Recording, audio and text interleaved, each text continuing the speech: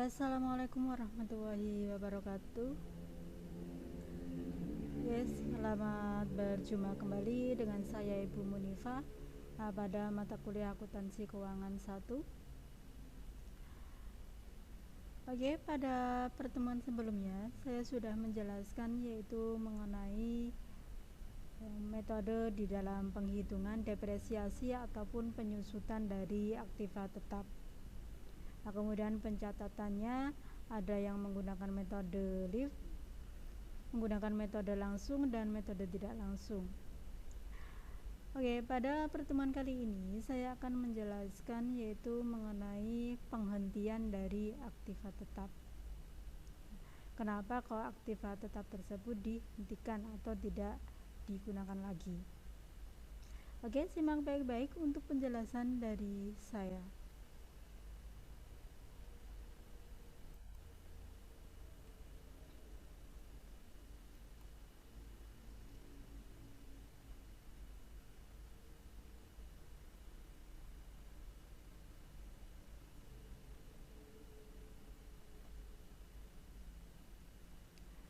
Nah, tujuan Anda untuk mempelajari mengenai penghentian aktiva tetap berwujud ya tentunya ya. Nah, yang pertama Anda bisa menentukan dan memahami yaitu tentang aset tetap dan akuntansinya. Kemudian Anda dapat menghitung depresiasi itu menggunakan metode garis lurus, unit produksi dan saldo menurun. Nah, yang sudah saya jelaskan pada pertemuan sebelumnya. Kemudian Anda bisa mampu menghitung yaitu laba atau rugi pada saat aktiva tetap tersebut dijual atau ditukar dengan aktiva tetap yang baru.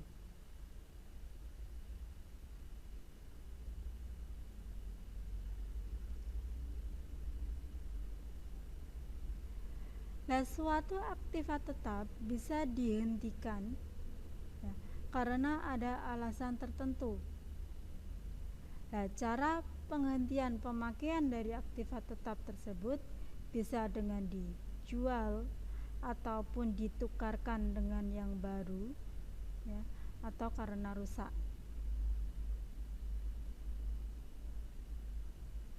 Nah, pada waktu kita menghentikan dari pemakaian, maka semua rekening yang berhubungan dengan aktiva tetap tersebut itu dihapuskan ya, atau tidak digunakan.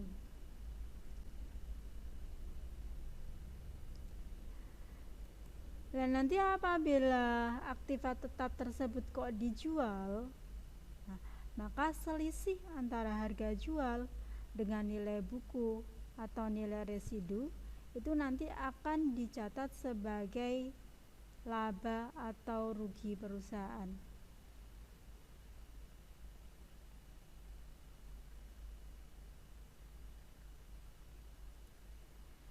Nah, aset tetap tersebut bisa dihentikan penggunaannya dengan cara bahwa aktiva tetap tersebut dijual kepada pihak lain atau aktiva tetap tersebut ditukarkan dengan aktiva tetap yang baru atau penghapusan. Nah, penghapusan ini karena aktiva tetap tersebut rusak, tidak dijual atau tidak ditukarkan dengan yang baru.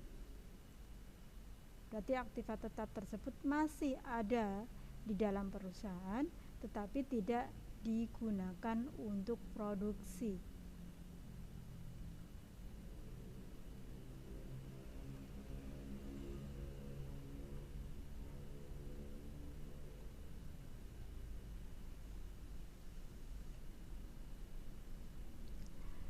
Dan nanti apabila aktiva tetap tersebut kok Anda jual, maka rekening yang harus Anda catat di dalam jurnalnya yaitu aktiva tetap yang dijual itu dikredit. Nah, sedangkan akumulasi depresiasi aktiva tetap yang bersangkutan itu berada di debit. Dan nanti untuk akumulasi depresiasinya itu dihitung sampai dengan tanggal penjualan aktiva tetap tersebut. Nah, contohnya saya kok membelinya tanggal 1 Januari tahun 2000 ya. Kemudian pada bulan April tahun 2010 kok aktiva tersebut saya jual, maka akumulasi depresiasi yang dihitung dari 1 Januari tahun 2000 sampai dengan 1 April tahun 2010 ya. Nah, kalau kita ingin mencari berapa sih laba atau rugi atas penjualan aktiva tetap tersebut, nah itu berasal dari harga jual aktiva tetap, kemudian kita tambah dengan harga perolehan ya, kemudian dikurangi dengan akumulasi depresiasi.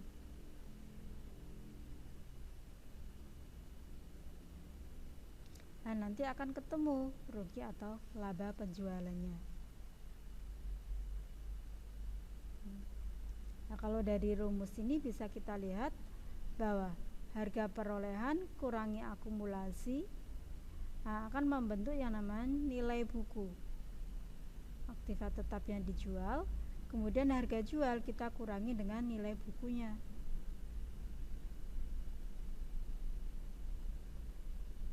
Tinggal lebih besar mana.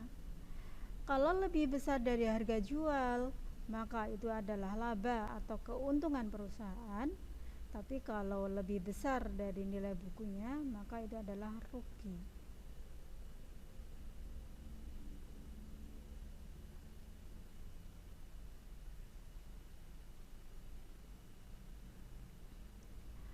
Oke, untuk mencatat jurnalnya, apabila hasilnya rugi, berarti nilai bukunya lebih besar dari harga jualnya. Maka jurnalnya di sini yang didebet adalah kas, akumulasi depresiasi, rugi, yang dikredit adalah aktiva tetapnya. Nah, nanti kalian sebutkan aktiva tetap yang dijual itu berupa apa?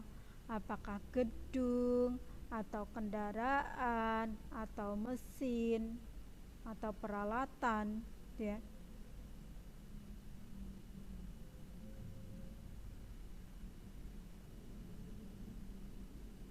Kecuali tanah ya, kalau tanah itu tidak bisa disebutkan.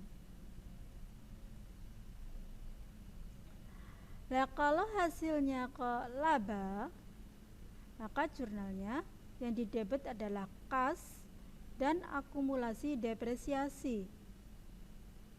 Yang dikredit aktiva tetap dan laba. Kalau aktiva tetapnya gedung, ya gedung dan laba.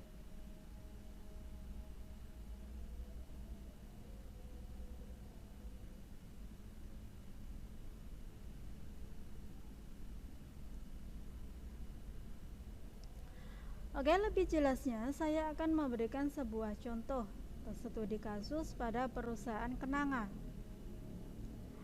Nah, perusahaan kenanga ini memiliki sebuah gedung yang dia beli pada tanggal 1 Januari tahun 2020. Harganya 5 juta. Nah, umur gedung tersebut ditaksir 10 tahun. Nilai residunya yaitu 500.000.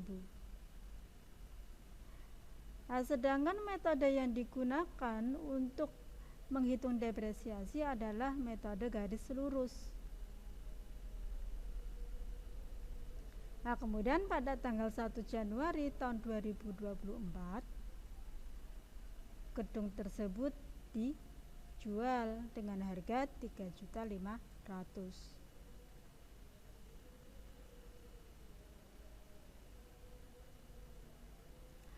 Karena metode yang digunakan untuk menghitung depresiasi dari gedung tersebut adalah garis lurus, maka untuk rumusnya yaitu dari harga perolehan kita kurangi nilai residu, kita bagi dengan umur ekonomis. Harga perolehan yaitu harga beli ditambah dengan biaya-biaya yang dikeluarkan. Nah, sedangkan di sini yang ada cuma harga beli ya. Berarti harga perolehannya adalah 5 juta. Dikurangi nilai residunya yaitu 500.000. Nah, dibagi umur ekonomisnya di sini ditaksir 10 tahun. Ya. Berarti 5 juta kita kurangi 500.000, berarti 4.500.000 dibagi 10, 450.000.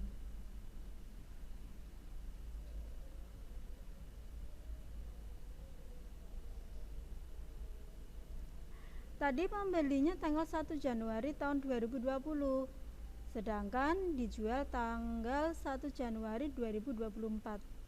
Nah, kita hitung yaitu Januari 2020 sampai Januari 2024. Ada 4 tahun ya.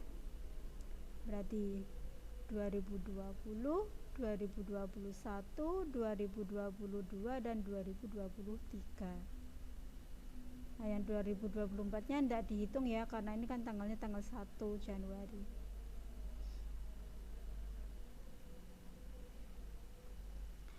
Nah, maka di sini 4 tahun kita kalikan dengan depresiasi per tahunnya yaitu 450.000.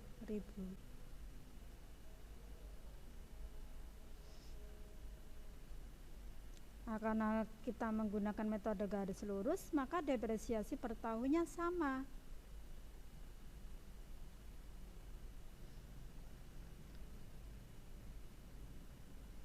Berarti kalau tahun 2020 adalah 450, tahun 2021 450, tahun 2022 450, tahun 2023 450. Nah, sehingga di sini tinggal kita kalikan aja 4 tahun kalikan 450. Nah, maka untuk depresiasi selama 3 tahun ini adalah 1.800.000 ya, selama 4 tahun ini ya.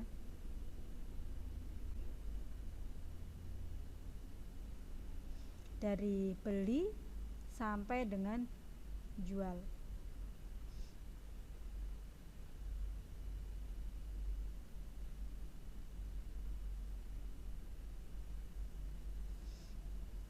Nah, kemudian kita akan mencari selisihnya itu apakah laba atau rugi. Oke. Kita cari dulu yaitu untuk nilai bukunya. Untuk nilai bukunya yaitu dari harga perolehan 5 juta ya. Kemudian akumulasi depresiasinya dari 1 Januari tahun 2020 sampai 1 Januari tahun 2024.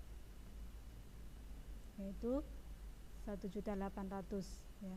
Berarti dari saat membeli sampai dengan jual. Ini berarti 5 juta kurangi 1.800.000, 3.200.000 untuk nilai bukunya. Nah, kemudian penjualannya tadi dijual 3.500.000 ya. Kita kurangi dengan nilai bukunya 3.200.000. Karena lebih besar dari harga jualnya, maka selisihnya yang 300.000 ini merupakan keuntungan atau laba penjualan. Lah, untuk jurnalnya gimana? Karena laba, maka yang didebet adalah kas. Kasnya 3.500.000 yaitu dari harga jual. Berarti kan kita jual 3.500.000, berarti kan kita menerima uang 3.500.000 ya dari si pembeli. Kemudian akumulasi penyusutan gedungnya 1.800.000 dari tahun 2020 sampai Januari 2024. Yang dikredit gedung. Gedung ini adalah harga perolehan gedungnya, atau harga pada saat beli. Kemudian labanya 300.000 ya, selisih antara harga jual dengan nilai buku.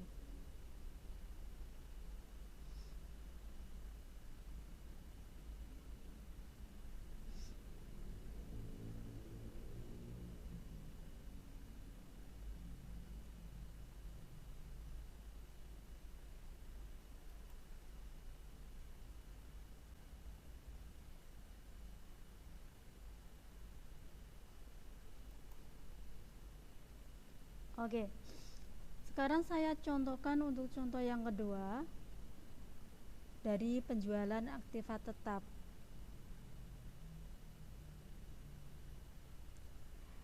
Di sini ada CV Teja Prima ya. CV Teja Prima ini memiliki sebuah mesin. Mesin tersebut dibeli pada tanggal 1 April tahun 2020. Harganya 3.500.000. Nah, sedangkan umur mesin tersebut ditaksir 5 tahun. Nah, untuk nilai residunya itu 500.000.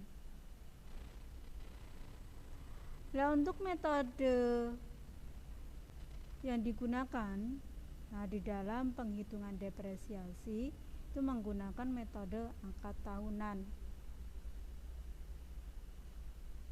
Kemudian pada tanggal 1 Juli tahun 2023 ya, mesin tersebut dijual, harganya 1.500.000. Oke. Karena kita menggunakan metode angka tahun, nah kita cari dulu yaitu jumlah angka tahun. Karena di sini ditaksir 5 tahun, maka untuk angka tahunnya yaitu 5 ditambah 4 tambah 3 tambah 2 tambah 1. Atau kita bisa gunakan rumus ya, N plus 1 dikalikan N dibagi 2. N itu adalah umur ekonomisnya.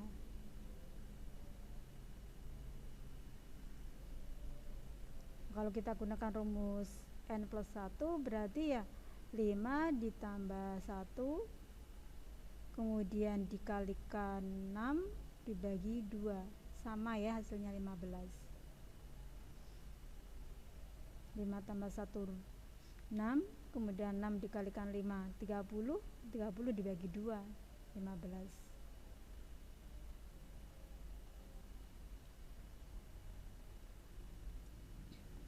Nah, kalau kita ingin mencari penyusutan tahun pertama, berarti dari 5, ini berarti 5 tahun itu ya. 5 dibagi 15 angka tahunnya, dikalikan dengan 3.500.000 harga belinya, dikurangi dengan 500.000 nilai residunya, harga perolehan ya, itu ya yang 3.500. Untuk yang penyusutan tahun kedua berarti 4/15. Nah, kita kalikan dengan harga perolehannya 3.500.000, kita kurangi dengan nilai residunya 500.000. Untuk penyusutan yang ketiga berarti 3/15, kita kalikan harga perolehannya 3.500.000, kita kurangi nilai residunya 500.000. Untuk yang tahun keempat 2/15, kalikan harga perolehan dikurangi nilai residu. Begitu juga untuk yang penyusutan tahun kelima, berarti 1/15. Nah, kalau menggunakan metode angka tahun, nah, maka untuk depresiasinya semakin lama maka semakin turun, semakin kecil. Anda bisa lihat untuk penyusutan tahun pertama lebih besar dari tahun kedua. Nah, tahun kedua itu lebih besar dari tahun ketiga lebih besar dari tahun keempat, dan tahun keempat lebih besar dari tahun kelima. Berarti semakin lama semakin turun nilai depresiasinya.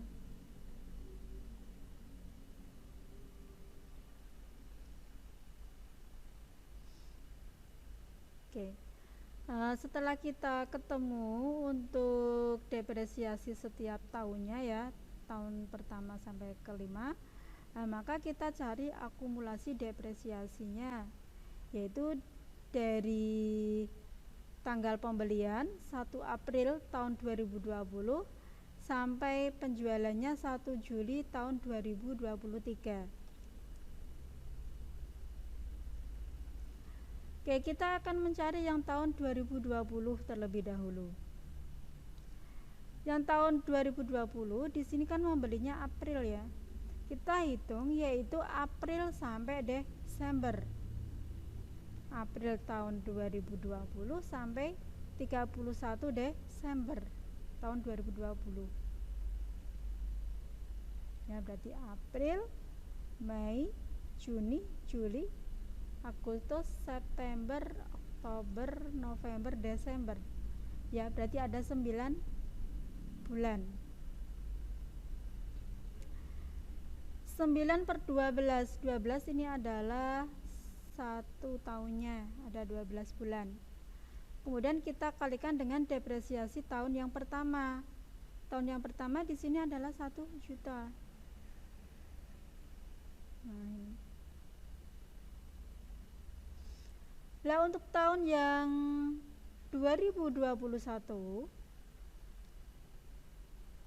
yang 3 bulan, berarti yang Januari, Februari, Maret itu ya, 3 bulan ya.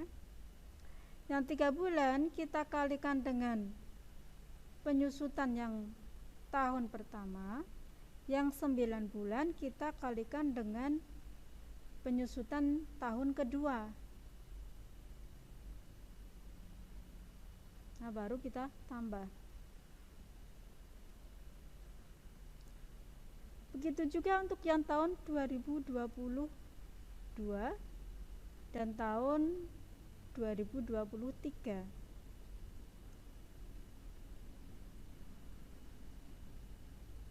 Ya.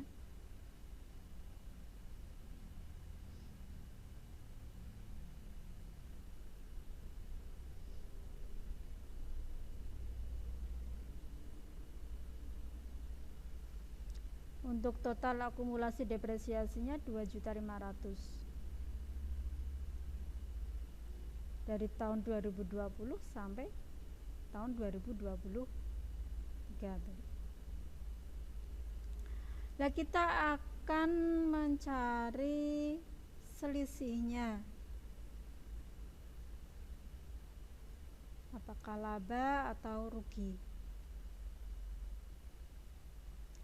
yaitu dari hasil penjualannya 1.500.000, kemudian harga perolehannya 3.500.000 dikurangi dengan akumulasi depresiasinya ya, dari April tahun 2020 sampai tahun 2023 ya. Nah, ini 1 juta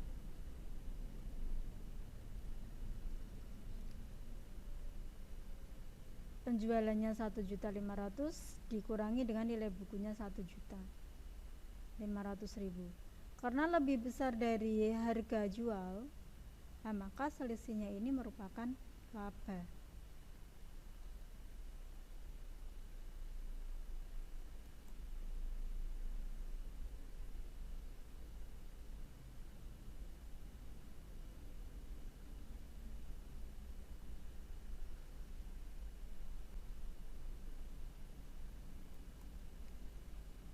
kemudian untuk jurnalnya.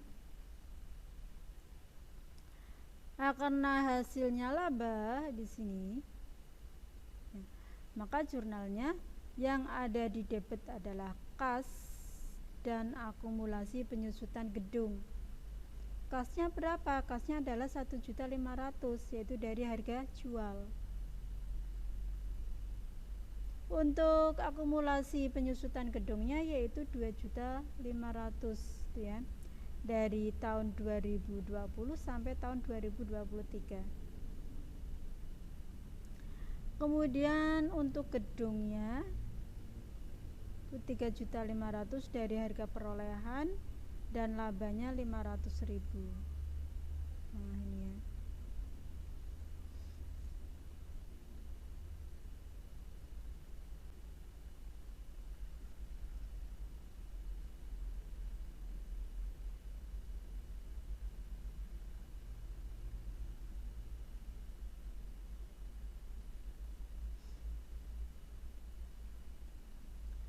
Oke, itu yang bisa saya sampaikan untuk kuliah online pada akuntansi keuangan 1 untuk pertemuan ke-14 ya.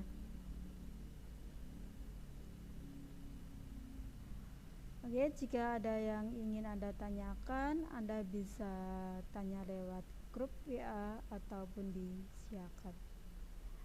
Oke, saya akhiri. Wassalamualaikum warahmatullahi wabarakatuh.